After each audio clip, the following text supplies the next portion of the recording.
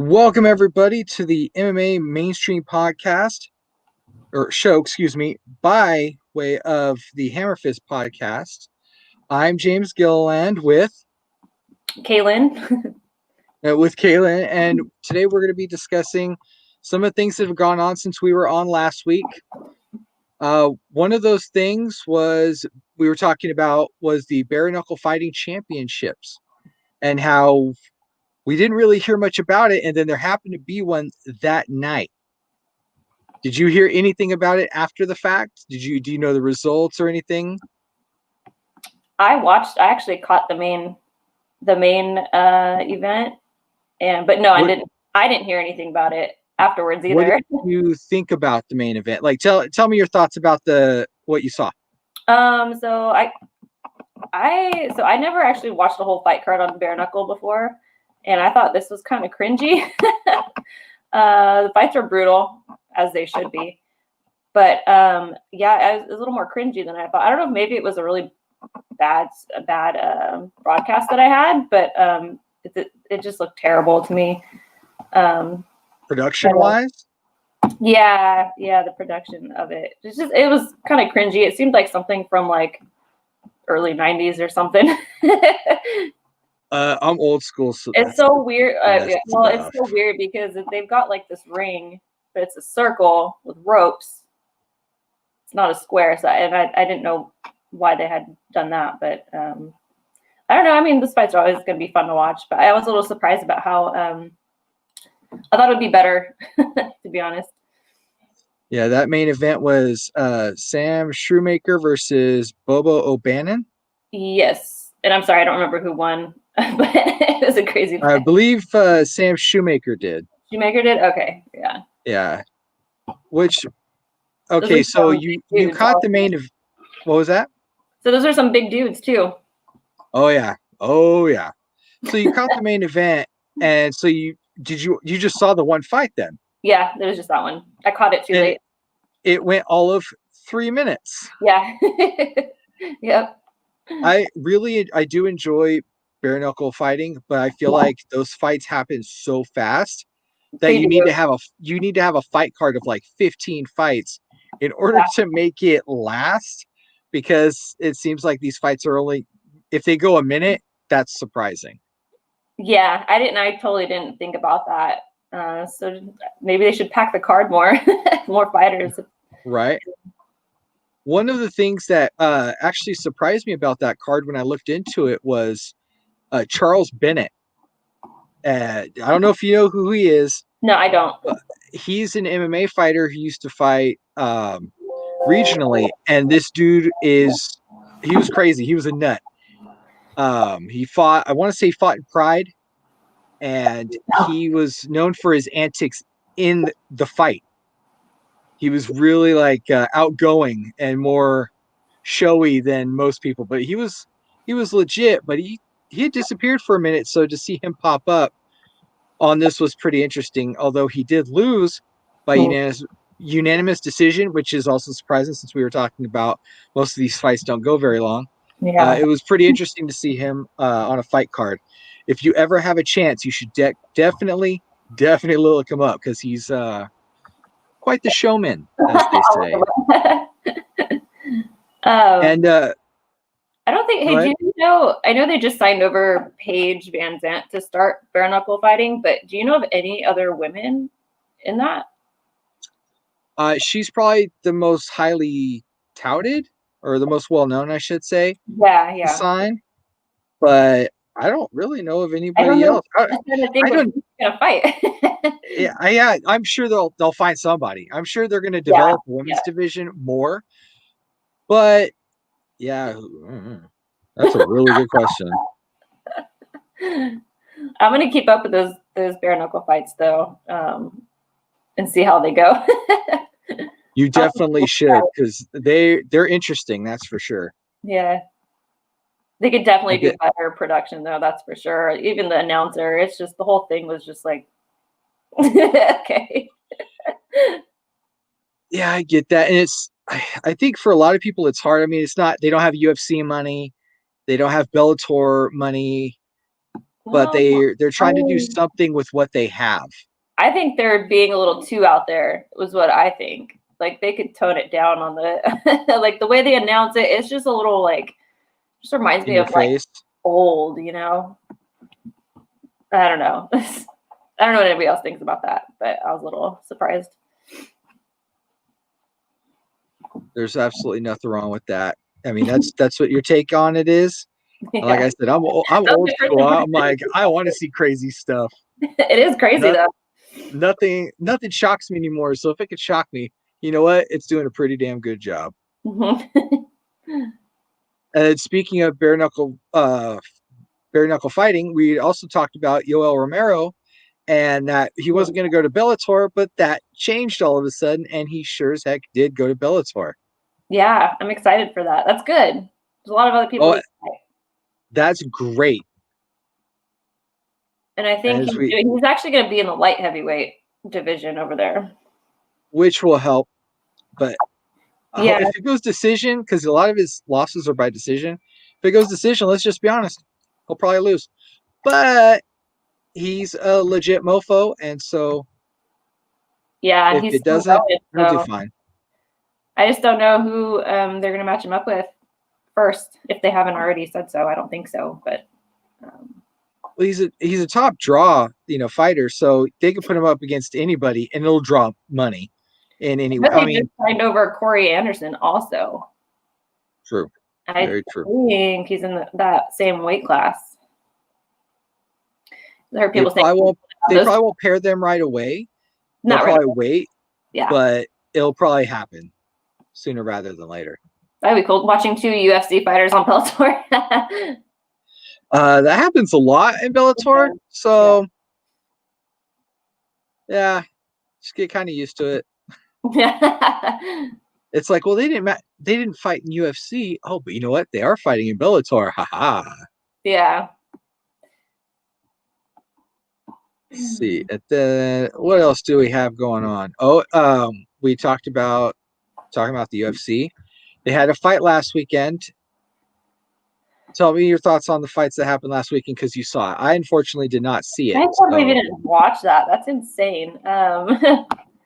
So we probably the entire fight card was good, including the prelims also.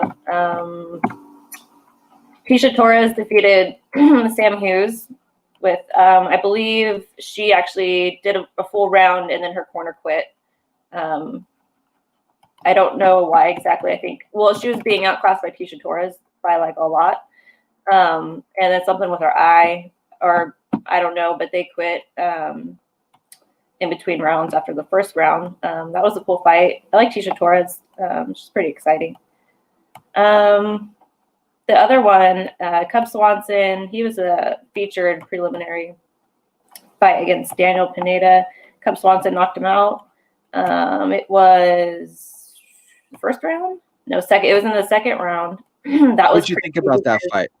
His leg was getting eaten up pretty bad for a while, so I thought, this might be it for him, but he came back and knocked him out, so that was definitely exciting. I thought that was really cool.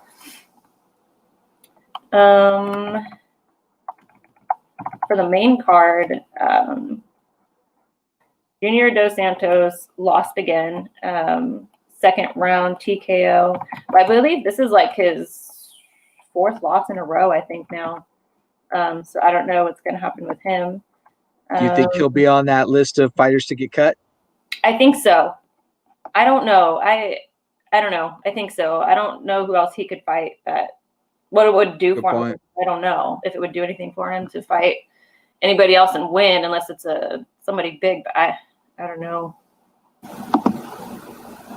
And what did you think of the Kevin Holland win over Jacare?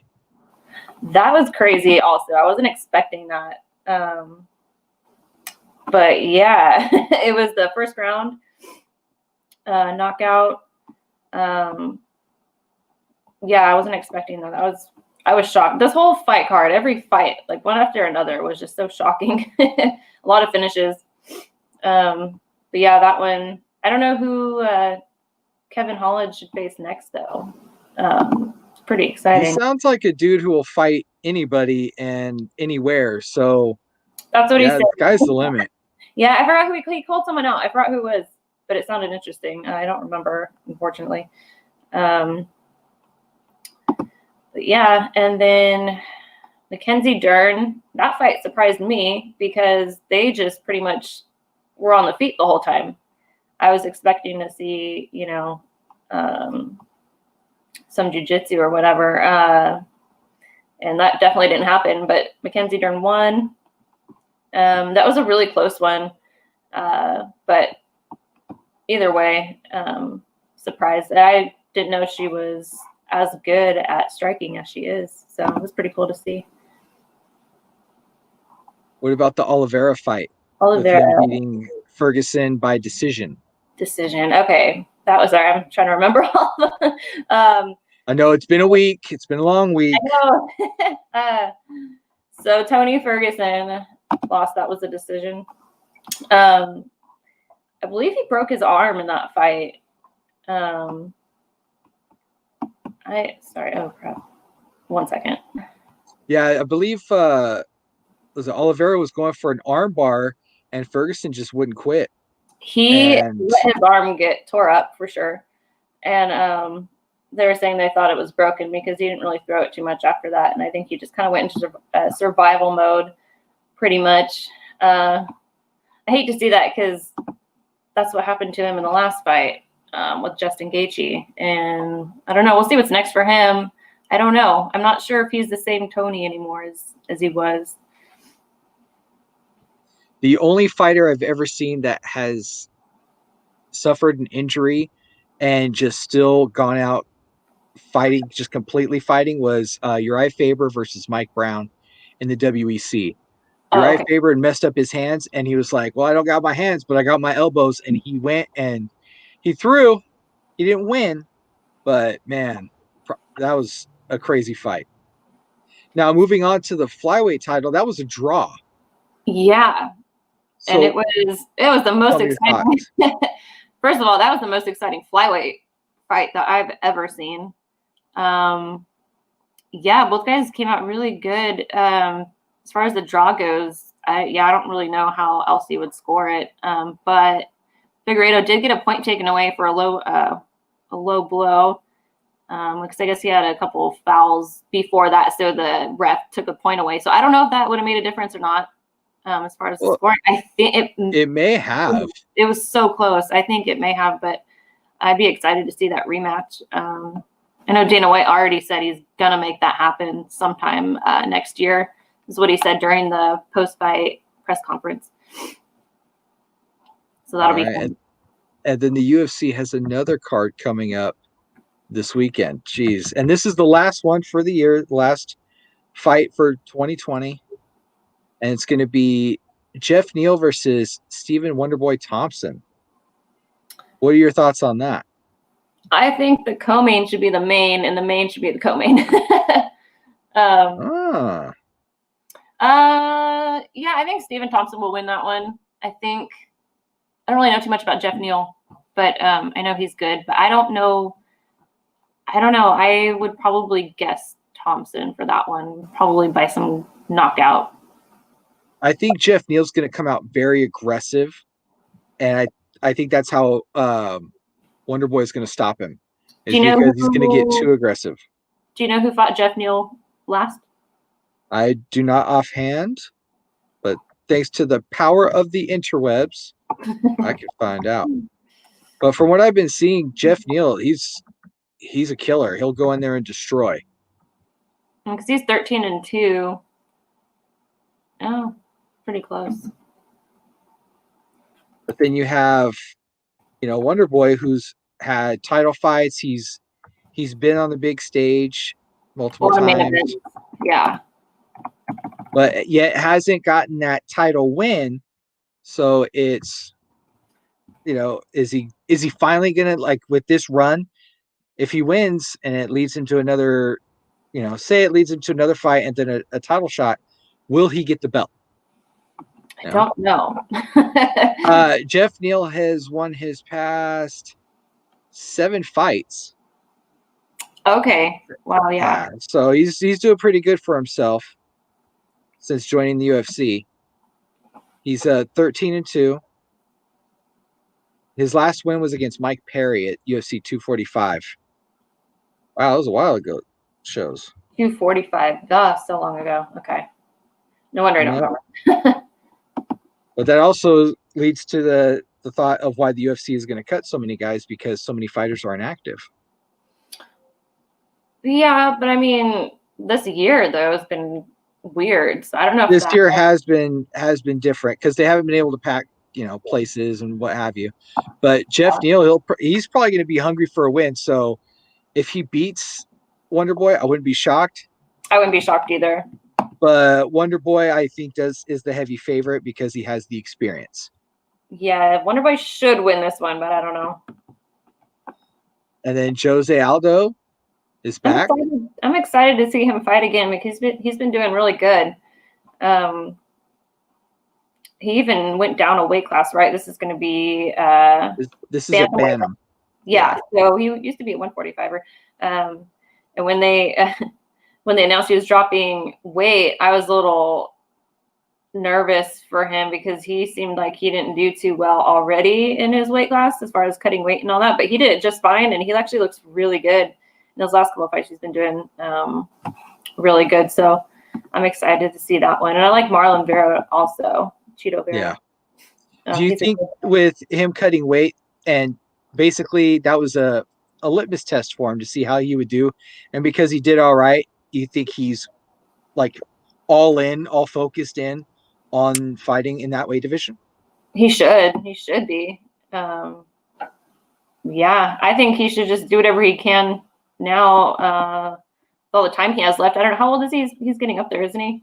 He's not that old. Yeah, he's already kind of been up there. He's been fighting forever. That's the difference. Yes. Yeah, a lot because since we've talked about that last time, that fighters have a certain shelf life. Mm-hmm. But I think a lot changed for him after the whole McGregor situation. Would I like to see Jose Aldo be successful? Of course. But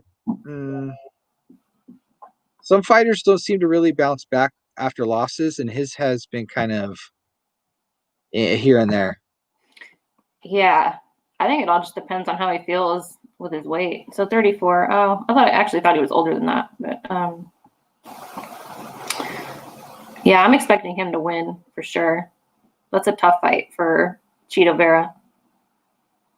But he's lost his last 3. Last one, I think. Oh, yeah, you're right.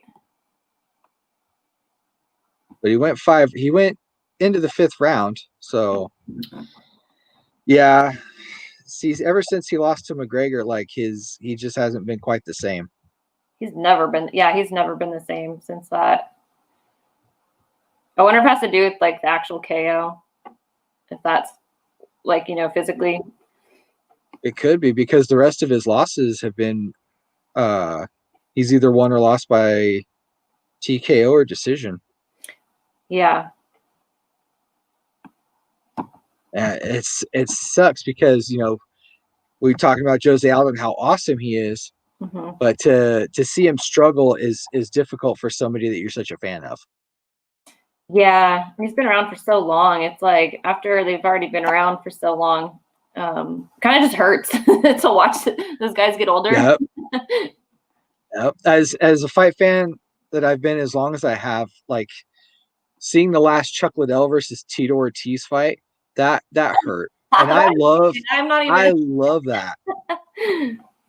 I feel like that fight was in slow motion, but it wasn't. Yeah. Yeah, that wasn't fun to watch. And no. After those, they're always pumped up saying, yeah, let's do it again. Like, oh, don't do it again.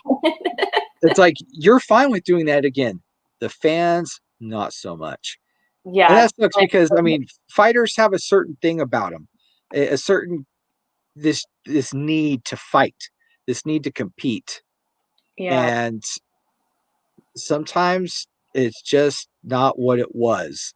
You're off a step. You're not quite where you were because you're getting a little bit older and you think you have it, but everyone else around you sees that you don't.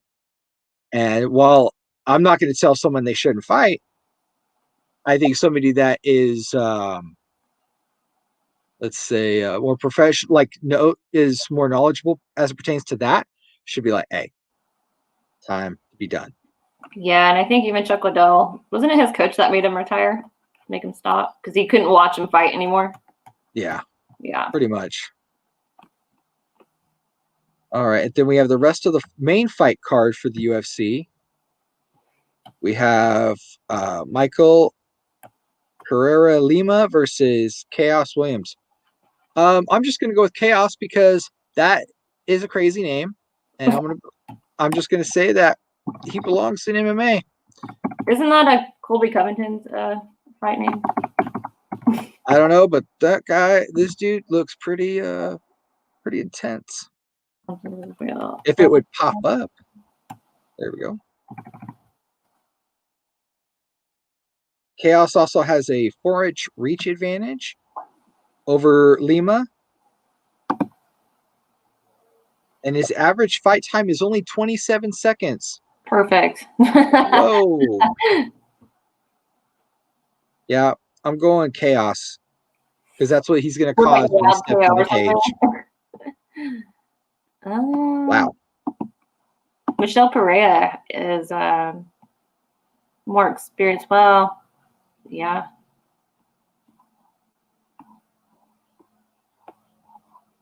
How many wins does he have? Michelle Pereira has 20. Yeah. He's 24-11, and this guy's 11-1. Quite the experience. Mm-hmm. Quite the journeyman fighter.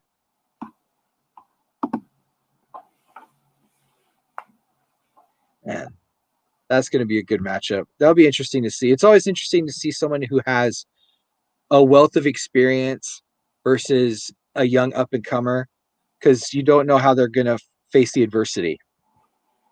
For the up-and-comer? Yeah. Yeah. Mm-hmm.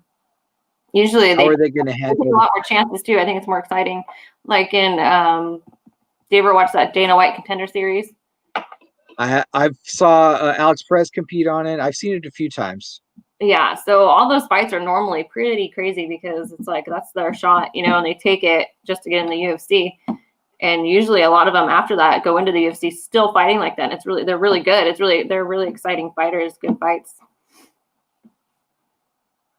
Then we have Marlon Moraes. Marlon Moraes, I like him a lot. Yeah, I'm expecting him to win. I am too. Yeah, I actually am as well. All right. And as we continue down the card, we have Greg Hardy versus Marcin Tabura. What do you think about Greg Hardy? I think they're heavyweights, so they're big boys. I'm actually surprised Greg Hardy doesn't have more fights under his belt. Well, he hasn't really. Well, 7-2 in UFC. Is that UFC records? This is on the UFC website, so maybe it is UFC. Yeah, it's probably UFC. Yeah. But he was a football player. True. And I believe he was on Dana White Contender Series. That's where he came from, I think. I think that's what happened. Then he's had some controversy fights, I think, due to fouls a couple of times. I don't know. We'll see. I'm going to take Greg Hardy for that one. I also will take Greg Hardy on that because he always comes out and kind of surprises me. Yeah. So we'll see what happens. Looks like we actually have a host of comments as it pertains to what's going on the show. So I'm going to go ahead and bring those up. Archie's watching. We have MMA Blade. Is this live or pre-recorded? This is live, my good person. I don't know if it's a male or female. We were doing this live, just talking about what's going on in the week of MMA. And then also comment from Xavier Ortega. Wait a minute. Where's Archie? Archie is busy right now. Apparently he's watching. He's busy. Thank you, Archie. I think from what he told me, he was working, but I'm pretty sure he has this on in the background. We got to make sure everything's running tight. And then Xavier also asked, where's Tom? I don't know. He could be at home, could be at work. Tom's doing Tom. So we're just doing our thing here on the MMA mainstream show, talking about what's going on in the world of cage fighting. And then now moving on to something that happened 10 years ago. Now, I saw this when it happened, and it was amazing. The Showtime Kick. Oh, yeah. Did you see the Showtime Kick when it happened? I don't remember if I saw it when it happened. Probably, I watched this live.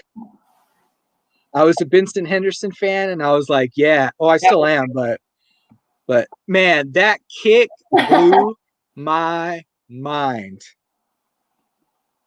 That was nuts. And what's crazy is everyone was like, that's so shocking, but it didn't knock him out because he's still in the fight. Oh man. Yeah, and there hasn't ever been anything remotely close to being similar. I don't think so. That? I was gonna say I've never seen anything like that. Yeah, I haven't either. Nothing like that. I've seen that highlight about 100 times though.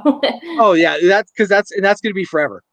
There's certain moments in MMA that I've just seen all those highlights forever. So I feel like I watched it. There are certain moments in MMA that will always be highlighted. That is just one of the bigger ones. Right. Going back for any type of flashy type move, and that was the flashiest move I've ever seen that landed. Yeah, I think that's what shocked a lot of people was that he ran the cage and it landed. If he didn't land it, it would have been nothing. It would have been blah. Okay, whatever. But because he caught him, wow, holy moly! I'm surprised he didn't knock him out, though. That's surprising. Yeah, well, at that time, Benson was like, he was the man. He was on that level. And he had the belt for UFC for a while, didn't he? Yep. That was WEC. Oh, that was WEC? He never had the UFC belt. I think he did, no? Man, I'm starting to forget more and more. Don't ever get old. I just got to put that out there. Don't ever get old. I can't remember last week's fight card. It happens. It happens. I'm like 4 years away from retirement, even though I'm in my 30s. Just being honest. But Benson Henderson, like, man, those WEC cards, awesome.